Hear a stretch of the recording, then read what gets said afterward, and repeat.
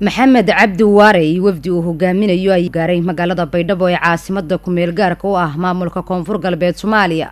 safarka madaxweyne Waare ayaa waxa ku wehelinaya mas'uuliyiin ka tirsan labada gole ee Hirshabelle waxana garoonka diyaaradaha ku soo dhaweeyay madaxweynaha Koonfur Galbeed xildhibaano wasiiro iyo dadweyne aad u fara badan. madaxweynaha Hirshabelle maxamed cabdi waare ayaa magaalada Baydhabo uga qayb galaya shir saddex geesood ah oo ay yeelanayaan madaxweynayaasha Galmudug, Koonfur Galbeed iyo Hirshabelle. shirkaasi oo looga hadli doono arrimo kala duwan. runtii saaka waxay noo tahay farxad, waxay noo tahay sharaf inaan ku soo dhaweyno caasimadii ku meel gaarka ahayd ee dawlad goboleedka Koonfur Galbeed magaalada Baydhabo. ma ahan aniga shakhsiyan intii aan joogay markii ugu horeysay oo aad timaadaan wax badan yaad noogu timaadeen. waxay sheegaysaa marka waxa aan isku nahay iyo waxa naga dhaxeeyo. aad iyo aad baan ugu faraxsanahay inaan ku soo dhaweyno Baydhabo. soo dhawaada.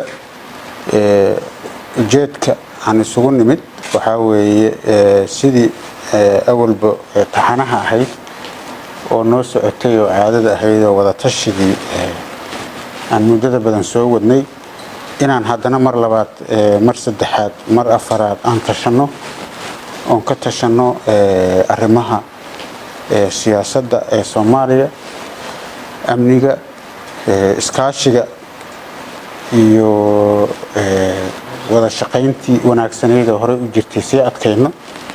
si gooni ahna aan uga tashano arrimaha doorashooyinka iyo meeshii ay wax marayeen sidii hore looga socon lahaa loona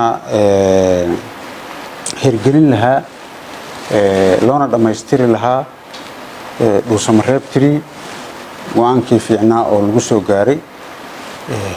yaan isugu nimid inaan ka tashano wada tashigaasana gali doona insha Allah. mudana madaxweyne soo dhawow adiga iyo wafdigaada magaaladiina ku soo dhawaada. meel aad iyo aad leen kaga jecel yahay ku soo dhawaada. gurigiini koobaad iyo labaad ku soo dhawaada. aad u mahadsan mudana madaxweyne. aad iyo aad ayaan waxaan kaaga mahad celinaynaa sida sharafta iyo karaamada leh, walaaltinimada leh, kalgacaltooyada leh oo aad noogu soo dhaweyseen maanta magaalada Baydhabo. adiga iyo dawladdaadi iyo shacabka Baydhabo. runtii shacabka Baydhabo dad yani aad u wanaagsan waaye. si faylan hanin dhawaayaan mahadsan yiin. runtii karaamo iyo sharaf ayaad nagu soo dhaweyseen. aad aan idinka mahad celinaa.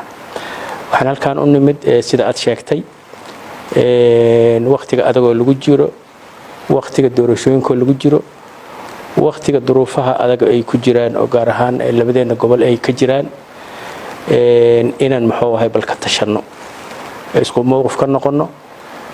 mowqifka wanaagsan waa midka lagu midaysan yahay. waxa la yiraahdaa aqliga ka maqan aqliga walaalka ayuu ku jiraa.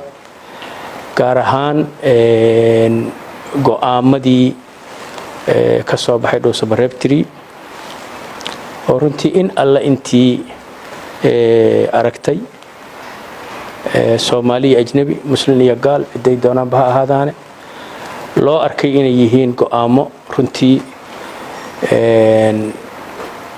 meel ugu yaraan wanaag badan laga talaab qaadi karo.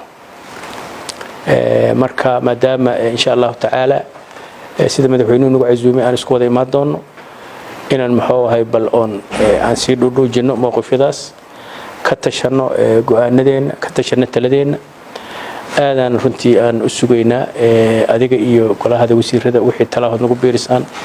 madaxweyne aad u mahadsan tahay sida wanaagsan oo sharafta leh dadka reer Baydhabo waa u mahad celin. sidoo kale Baydhabo ayaa waxa ku wajahan madaxweynaha Galmudug Axmed Cabdi Kaariye Qoorqoor iyo wafdi uu hogaaminayo iyagoo saacadaha soo socda tagaya halkaasi.